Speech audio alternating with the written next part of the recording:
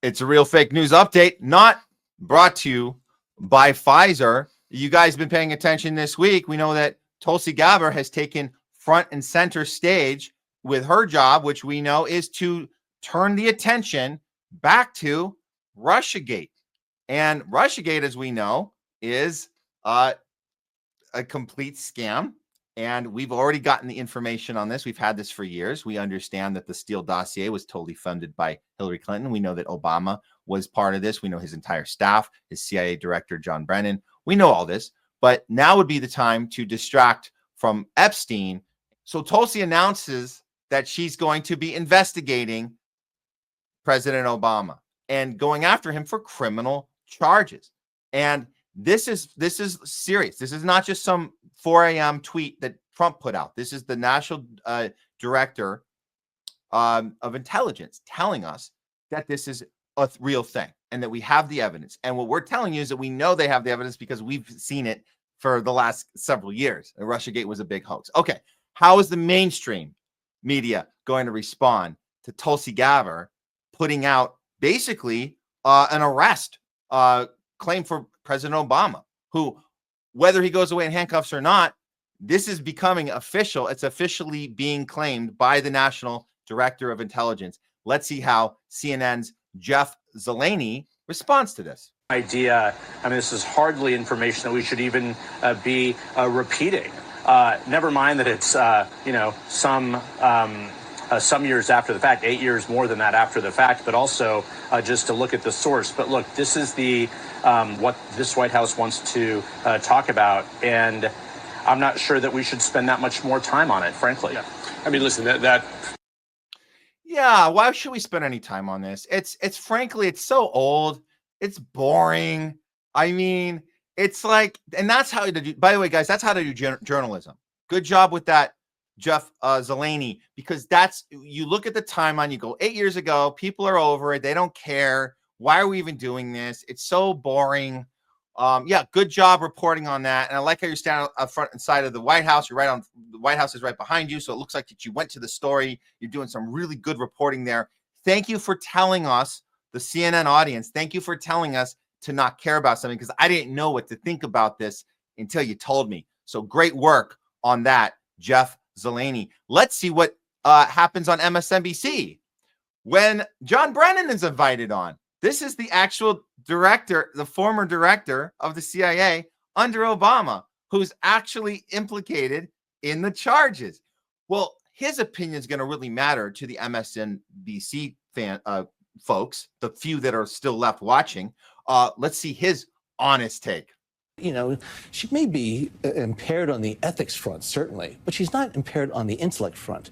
And so I can only presume that she is doing this intentionally mischaracterizing, misrepresenting, and lying about what she has found. I can't imagine what she's doing. I mean, she seems like she's smart, but she doesn't seem very ethical, because why would she be doing this? I just have a bad feeling. Really? Yeah, you got a bad feeling there? You're a little concerned. So yeah, go on MSNBC. Tell us that it's concerning, that the problem is Tulsi. That's it. Well, guess what? Another CNN reporter decides to go even further. And at this press conference, you guys are going to love this one. And I got to give her a little props. Caitlin Collins, CNN, decides to do a different angle on this. Which is very manipulative, but she might have been doing this is a better approach, at least, than telling us, you don't want to know, it doesn't have it. Let's not even pay attention. No, this is a better approach. Let's see. So this is a battle between Tulsi and the press secretary, Caroline Leavitt, versus Caitlin Collins, CNN. Check it out.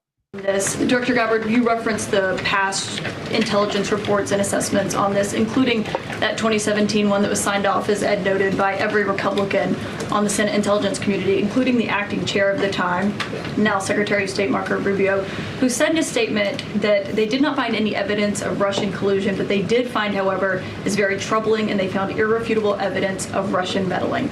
One, are you saying that he's wrong in that statement that he made then? And secondly, what would you say to people who believe that you're only releasing these documents now to improve your standing with the president after he said that your intelligence assessments were wrong? Well, first, I want to correct something that you stated, which was citing the Senate Intelligence Committee's report as being one and the same. I think you said the intelligence community. The Senate Intelligence Committee has a very different function than the Office of the Director of National Intelligence. The evidence and the intelligence that has been declassified and released is irrefutable. I'm going to let Caroline speak to Secretary Rubio. I'll speak to both questions. First, on Secretary Rubio, he put out a statement in 2020 following that Senate Intelligence Committee report, and he said what they found is troubling. We found irrefutable evidence of Russian meddling, which the Director of National Intelligence just confirmed for all of you, that Russia was trying to sow distrust and chaos. But what's the outrage in this that Secretary Rubio did not say at the time, the Democrats were saying at the time, is the fact that the intelligence community was concocting this narrative that the president colluded with the Russians, that the president's son was holding secret meetings with the Russians, all of these lies that were never true. And he also said at that time, we discovered deeply troubling actions taken by the FBI under Comey, particularly their acceptance and willingness to rely on the Steele dossier without verifying its methodology or sourcing. The Steele dossier that many outlets in this room ran as the gospel truth, and it was cooked up and paid for by the Clinton campaign. So that's the one mention of the Clinton campaign. I wanted to pause there because I do think it's interesting that the Clintons aren't getting really mentioned at all, except just that throwaway line she just did. It's interesting because you talk about the Steele dossier, which was completely funded by the DNC, which Hillary at the time, if you guys don't know, or if you just to remind you, at the time, Hillary Clinton was controlling the financials of the DNC. The reason she could do that was she's the one that gave them the money from the Clinton Foundation to get them out of debt in exchange to be the nominee that year. That's how they were able to steamroll Bernie. And as you guys know about bylaws in private organizations, the DNC is a private company, the RNC is a private company. The way it works is you can make your own bylaws and do whatever you want. We've learned this from all the third-party work we've been doing. We've been working with the People's Party. You guys saw Levi. Jay was on the other week. We actually just did a Twitter Spaces with them last night, talking about that as a party you can make your bylaws. You can do whatever you want, and that's why it's hard to put people in jail from all the shenanigans that they do during primary season. It's a lot easier to go after people at the federal level, which they're doing here with Obama and his staff and John Brennan, who you saw trying to defend this on MSNBC earlier in the earlier clip. But the leaving out of Hillary Clinton is interesting because it was her financing of the Steele dossier. So was she taking instructions from Obama? Is that what they're saying now? That might change the story a little, because as far as we knew, it was Hillary Clinton calling the shots. Again, with that the FBI, I think she mentioned that was Hillary instructing them how to do their job, which is not to do their job. It's to fabricate evidence that didn't exist. It was paid for. They were paid off. There's a whole we already know all this. That's what's so funny. And I think, again, I think that as reporters at these news organizations that call themselves reporters and they call themselves news organizations, which is hilarious by itself, they're not going to be able to have this conversation, honestly, because they were guilty of not covering this accurately. And when the information came out, they pretended it didn't matter. Now it matters. So now you got to spin it. Now you got to make it a Tulsi problem. You got to make it the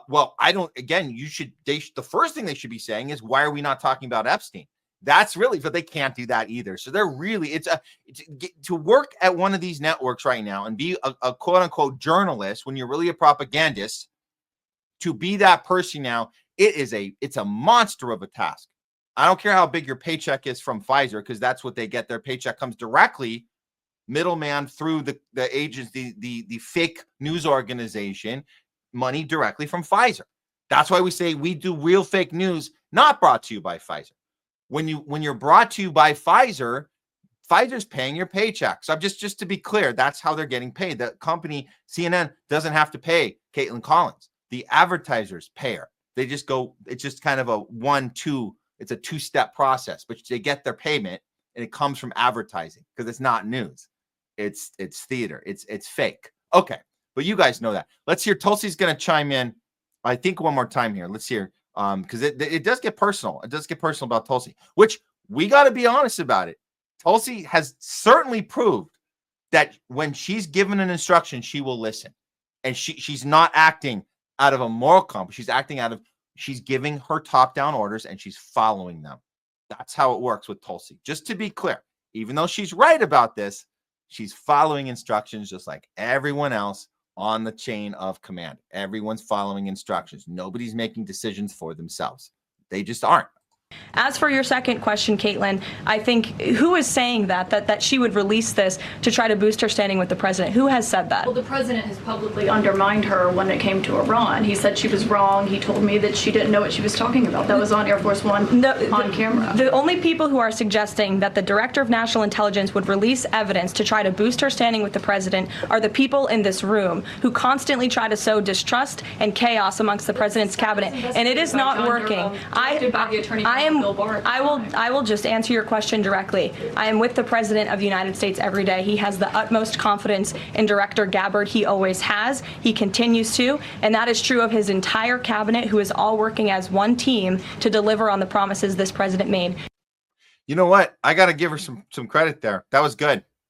That was good. And she basically just said what I just said. She just did it in a way that protects Tulsi a little tighter. And just how the verbiage that you heard the verbiage. So she's basically saying, don't you try your bullshit and tell us that this is that it's Tulsi trying to score points because of some other bullshit we saw. We saw that. We know what Caitlin was referring to there. She was referring to Tulsi saying, putting out her report that Iran doesn't have nuclear capabilities, and then Trump saying, no, we're going to ignore that.